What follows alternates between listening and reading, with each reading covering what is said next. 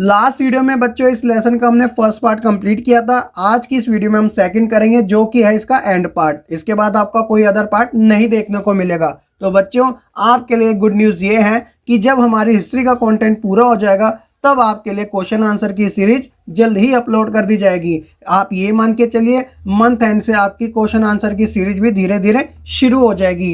History subject की नहीं, other subject की भी। अगर आपको क्वेश्चन आंसर की पीडीएफ नोट चाहिए होंगे तो आप हमारा टेलीग्राम ग्रुप जरूर ज्वाइन कीजिएगा। पर्सनल इंक्वायरी के लिए आप हमारे को इंस्टाग्राम पे फॉलो कर सकते हैं। तो बच्चों अगर आप चैनल पे नए हैं तो जरूर जुड़िएगा, सब्सक्राइब करके बेल आइकन दबाना बिल्कुल ना भूलिएगा ताकि आपको आने वाली हर एक लेटेस्ट वीडियो की अपडेट मिलती रहे। चलिए बच्चों आज की इस वीडियो को हम कंप्लीट करते हैं। My name is Shahrukh Saifi and welcome to our YouTube channel quick prep.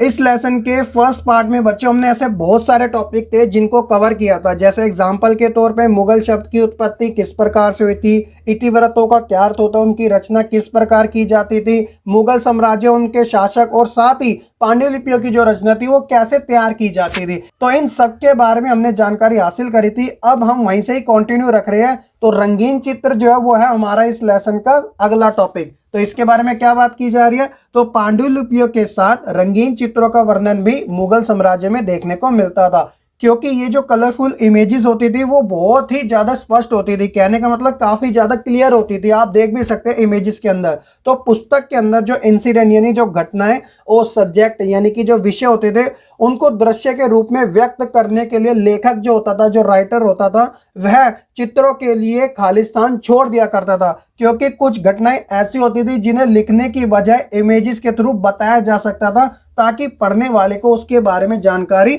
अच्छे से मिल सके और वह अच्छे तरीके से समझ सके। तो बच्चों इसी कारण मुगल साम्राज्य के अंदर रंगीन चित्र का जो स्थान था वो काफी ज्यादा फेमस था। तो रंगीन चित्र के बारे में कुछ खास बातें हैं, आइए जानते हैं उन्हीं के बारे में वो किस प्रकार की थी। तो देखिए बच्चों यह जो चित्र थे वो दर्शाए गए चीजों का सटीक चित्रण होते थे। यानी कि जो चीज के बारे में बताया जा रहा है उसी का विश्लेषण इमेजेस के अंदर दिया जाता था।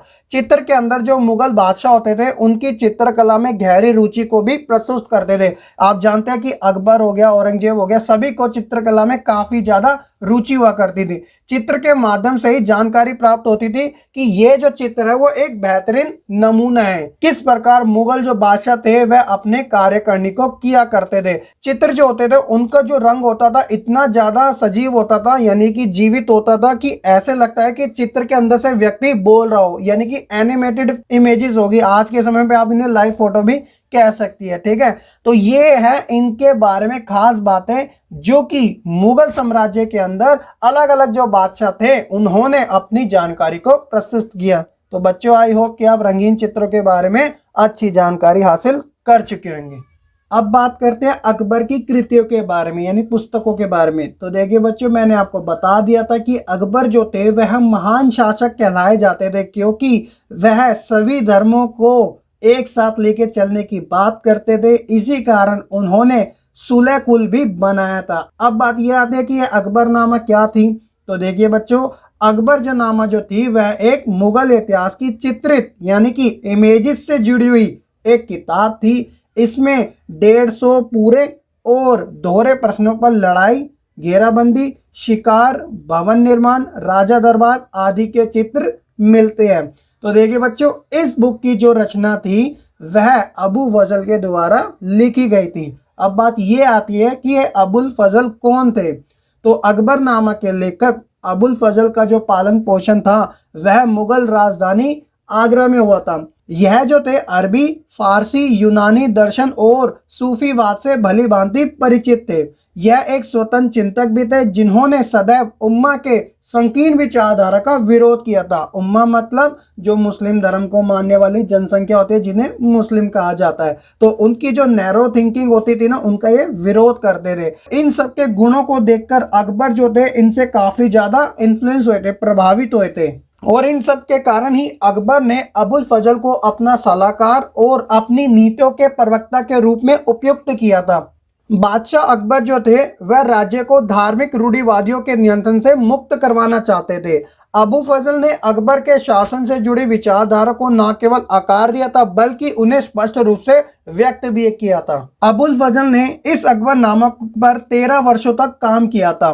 इस दौरान उन्होंने इसके प्रारूप में कई बार सुधार भी किया। ये जो अकबरनामा थी वह इतिहास की घटनाओं के वास्तविक विवरणों, शासकीय दस्तावेजों तथा जानकार व्यक्तियों के मौखिक प्रमाणों पर आधारित थी। अबू फजल ने अकबरनामा को 3 जिल्दों में बांटा था। अब आपको ये याद अच्छे से रखनी है, बिल्कुल माइंड में सेट कर लेनी है कि ये जो अकबरनामा था वह कितनी जिल्दों में बटा था। 3 जिल्दों में बटा था। शुरुआत की जो 2 जिल्दें थी उसके अंदर इतिहास लिखा गया था सारा, और जो तीसरी जिल्द थी वह था आईन अकबरी। आप में से ऐसे बहुत बच्चे जिन्होंने आईन अकबरी का नाम जरूर सुन रखा है। तो सबसे पहले हम बात करते हैं पहली जिल्द के बारे में। इन्हें आप दफ्तर भी कह सकते हैं, ठीक है। पहली जिल्द में आदम से लेकर अकबर के जीवन के एक खगोलीय काल चक्र तक का मानव इतिहास दिया गया है। कहने का मतलब मुस्लिम धर्म में जो पहले व्यक्ति थे उनका नाम था आदम, और वहीं से नस्ल शुरू हुई थी। और ये कहां तक बात कही गई? अकबर के जीवन तक। दूसरी जिल्द में अकबर का जो शासन काल था लगभग 1556 से लेकर 1601, तो कहने का मतलब 46 वर्ष हो गए। तो इसके बारे में सारी जानकारी दे रखी थी। इसके बाद क्या हुआ कि अगले ही वर्ष अबू फजल राजकुमार सलीम के षड्यंत्र का शिकार हुए थे, और सलीम के एक साथी थे जिनका नाम था वीर बुंदेला। तो उन्होंने अबुल फजल की हत्या कर दी। अब आपके माइंड में 2-3 सवाल आएंगे। सबसे पहला कि ये सलीम कौन था और उसने अबू फजल को क्यों मारा? तो बच्चों ये जो सलीम है इसी का नाम जहांगीर है, जिसके बारे में मैंने आपको स्टार्टिंग में बता दिया था। अकबर के बाद जो शासन था, जो उत्तराधिकारी था वह जहांगीर ही था, और उसके बाद शाहजहां, फिर औरंगजेब आए थे, और लास्ट वाले जो थे वो आप अच्छे से जानते हैं जिनका नाम था बहादुर शाह जफर द्वितीय। अंग्रेजों ने उन्हें मार दिया और डायनेस्टी का अंत कर डाला था। खैर छोड़ो उस बातों को, अभी हम बात करते हैं इसी के बारे में। तो सलीम के द्वारा यानी जहांगीर के द्वारा अबुल फजल को हत्या कर दी गई, और उसकी जो कृति का काम था वो रोक दिया गया। और ये जो तीसरी जिल्द थी आईन अकबरी, इसके अंदर मुगल साम्राज्य को हिंदुओं, जैनियों, बौद्धों और मुसलमानों की भिन्न भिन्न आबादी वाली एक मिश्रित संस्कृति वाले साम्राज्य के प्रारूप में प्रस्तुत किया गया था। तभी तो अकबर को एक महान शासक की उपाधि दी जाती है। तो जब आप इसके बारे में लिखोगे क्वेश्चन के बारे में कि किस प्रकार अकबर एक महान शासक के रूप में उभर कर आया, तो इसके अंदर आपको यही सारी बातें लिखनी पड़ेगी, जो कि मैं आपको क्वेश्चन आंसर सीरीज में जरूर बताऊंगा, ठीक है बच्चों। और इस अकबरनामा के अंदर एक खास बात यह भी थी, अबुल फजल की जो भाषा थी वो काफी ज्यादा अलंकृत थी। तो इसलिए इस भाषा के पाठों को ऊंची आवाज में पढ़ा जाता था, और भाषा के अंदर लय और कथन शैली को बहुत अधिक महत्व दिया गया था। और इसी कारण इस भारतीय फारसी शैली को मुगल दरबार में संरक्षण यानी कि सुरक्षा प्रदान हुई। तो बच्चों कुछ इस प्रकार की थी अबू फजल द्वारा लिखी गई अकबरनामा। तो आई होप कि आपको अच्छे तरीके से समझ भी आ चुकी होगी, ठीक है।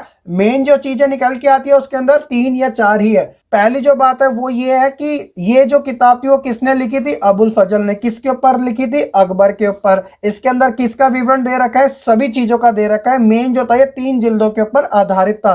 पहले के अंदर जो था वो क्या था? आदम से लेकर अकबर के जीवन काल का पूरा मानव इतिहास, और दूसरे जिल्द के अंदर अकबर का शासनकाल, और तीसरी जिल्द के अंदर आईन अकबरी जिसके अंदर सभी धर्मों का मिश्रित संस्कृति के ऊपर बात की जाती है, ठीक है। तो ये थी अकबरनामा। आई होप कि आपको अच्छे से समझ भी आ चुकी होगी, ठीक है। अगर आपको ये पसंद आया तो इसी बात पे आपकी तरफ से लाइक बनता जरूर है, तो जरूर लाइक कीजिएगा, क्योंकि समटाइम आप बच्चे भूल जाते हैं। दूसरी जो कृति आती है वो है बादशाहनामा। तो अब आपके माइंड में आएगा कि ये बादशाहनामा किसके ऊपर लिखी गई थी। तो देखिए बच्चों, सबसे पहले इसके जो लेखक थे वो अबुल फजल के जो शिष्य थे जिनका नाम था अब्दुल हमीद लाहौरी। आपको ये नाम अच्छे से याद रखना है। इनके द्वारा बादशाहनामा लिखी गई थी।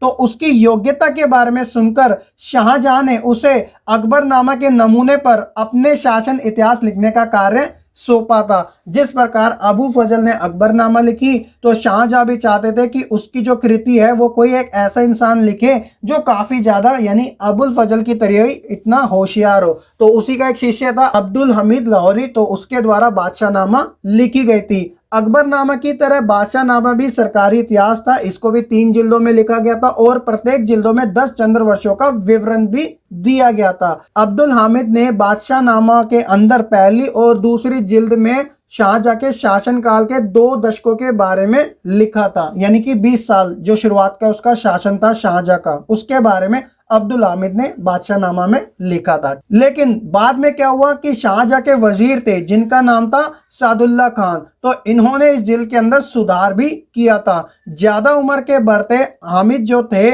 वह तीसरी जिल्द को पूरा नहीं कर सके। इसके बाद जो इतिहासकार थे वारिस, इन्होंने इसे पूरा किया था। और एक खास बात यह कही जाती है कि अकबरनामा और बाबरनामा इनके जो संपादित पाठ थे ना, वह एशियाई सोसाइटी के द्वारा 19वीं शताब्दी में प्रकाशित किए गए थे। तो ये भी आपको 1 मार्क में क्वेश्चन पूछ लिया जाता है। आप बच्चों को एशियाई सोसाइटी का नाम अच्छे से याद रखना जरूरी है। तो बच्चों कुछ इस प्रकार की थी बादशाहनामा और अकबरनामा, दोनों के लेखकों के बारे में मैंने आपको बता दिया और ये किन के ऊपर लिखी गई थी इसके बारे में भी आपको जानकारी प्रदान कर दिया। आई होप कि आपको दोनों के बारे में अच्छे तरीके से समझ जरूर आ चुका होगा।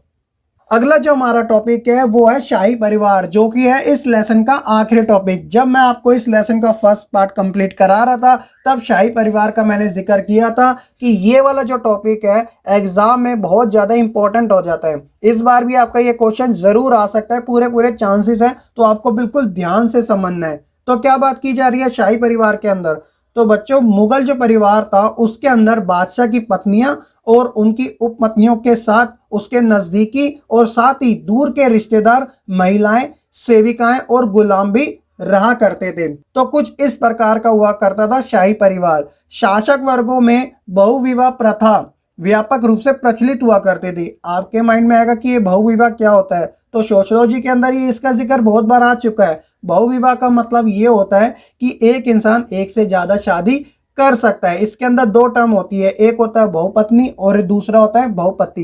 तो बहुपत्नी के अंदर क्या होता है, जिसकी ज्यादा पत्नी हो एक से, और बहुपति के अंदर जिसके ज्यादा पति हो एक से। तो ये एक सिंपल सी टर्म है, आप बच्चों को अच्छे से पता भी होगी। ठीक है, ये आज के समय भी प्रचलित है, ऐसी कोई बड़ी बात नहीं है। आगे हम बात करते हैं आगा और अगाचा के बारे में। तो बच्चों ये वो स्त्रियां होती थी जो कि इनका स्थान मुगल परिवार में निम्न होता था। कहने का मतलब आगा और अगाचा मुगल परिवार में शाही परिवार से आने वाली स्त्रियां यानी बेगम तथा अन्य स्त्रियां आगा जो कि कुलीन परिवारों से नहीं हुआ करती थी, उनमें अंतर यानी कि डिफरेंट देखा जाता था। कहने का मतलब जो शाही होती थी उनका स्थान ऑटोमेटिक ही अपने आप ऊपर हो जाता था, जो नॉर्मल सी थी उसे नीचे रखा जाता था। दहेज के रूप में नकदी और बहुमूल्य वस्तुएं लाने वाली बेगमों को अपने पतियों से स्वाभाविक रूप से आगा की तुलना में अधिक ऊंचा दर्जा और सम्मान प्राप्त होता था। और ये जो बात है बिल्कुल उस समय लागू भी होती थी, जो जितना अमीर होगा उसकी उतनी ज्यादा वैल्यू भी होती थी। अगर वर्तमान के साथ ऐसा जोड़ लिया जाए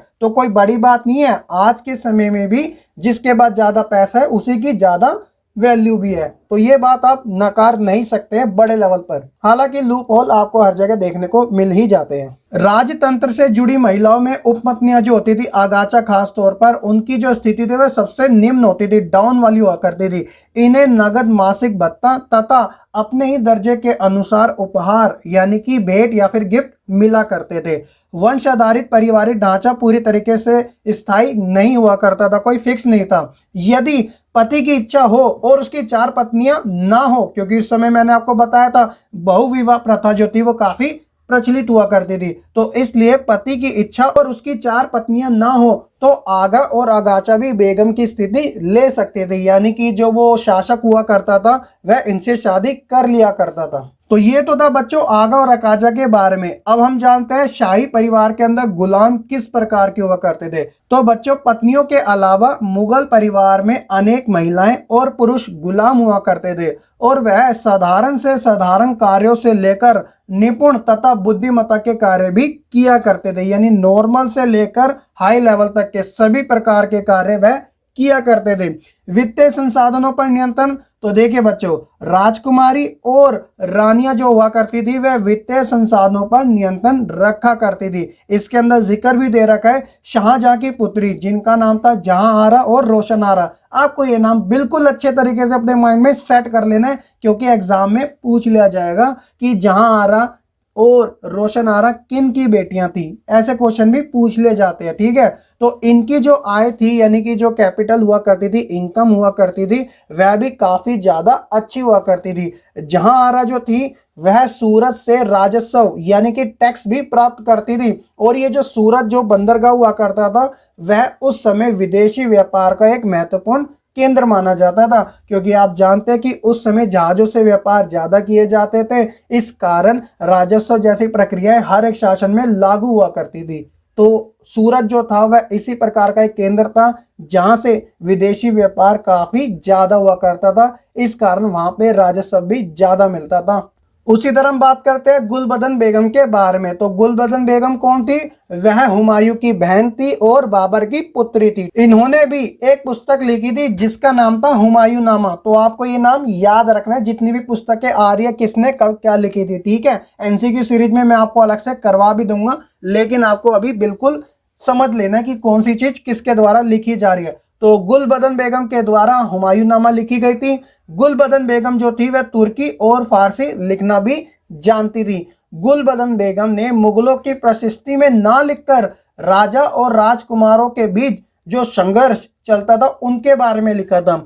प्रशस्ति मतलब एक प्रकार से अपनी तारीफें लिखवाना किसी बुक के अंदर। ठीक है, तो प्रशस्ति का जो चलन था वह मध्यकालीन भारत में काफी ज्यादा फेमस भी था। लेकिन गुलबदन बेगम ने क्या किया था, प्रशस्तियों के बारे में तो लिखा नहीं, उसने राजा और राजकुमार के बीच जो संघर्ष होता था उनके बारे में लिखा। और जो वृद्ध स्त्रियां होती थी उनकी भूमिका जो होती थी इन संघर्ष में, उनकी जानकारी भी सबसे ज्यादा प्रदान कराई। तो कुछ इस प्रकार की थी गुलबदन के द्वारा लिखी गई हुमायूं नामा। तो बच्चों आपको इसके बारे में भी अच्छे से पता चल चुका होगा। तो इसी टॉपिक के साथ हमारा लेसन नंबर 9 शासक और इतिवृत्त किंग्स एंड क्रॉनिकल्स पूरी तरीके से होता है कंप्लीट। बच्चों अभी भी ऐसे कुछ टॉपिक्स हैं जो कि मैंने आपको छुड़वा दिया है, जैसे कि मुगल दरबार हो गया, सुलह कुल हो गया, राजधानियां होगी। तो बच्चों ये जो टॉपिक है गिने चुने ही टॉपिक है, इनको मैं क्वेश्चन आंसर सीरीज में कन्वर्ट करवा दूंगा। तो आपका एक ऐसा टॉपिक नहीं होगा जो आपका छोटा होगा। तो मेन जो आपका कंटेंट था इस लेसन के अंदर समझने का, जो एग्जाम पॉइंट ऑफ व्यू से काफी ज्यादा इंपॉर्टेंट है,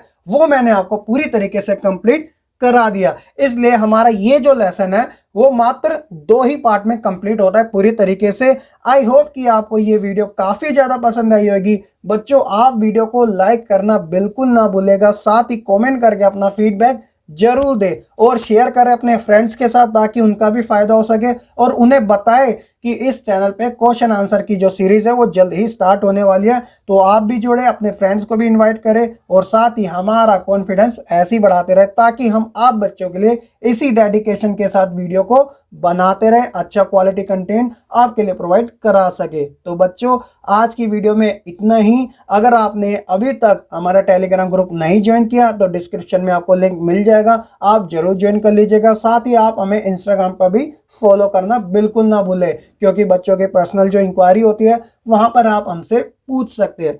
चलिए बच्चों आज की इस वीडियो में इतना ही। मैं मिलूंगा आपको फिर एक नई वीडियो के साथ। तब तक के लिए आप बच्चे खुश रहे, पढ़ते रहे और ऐसे ही आगे बढ़ते रहे। साथ ही हमें सपोर्ट करना बिल्कुल ना भूलें।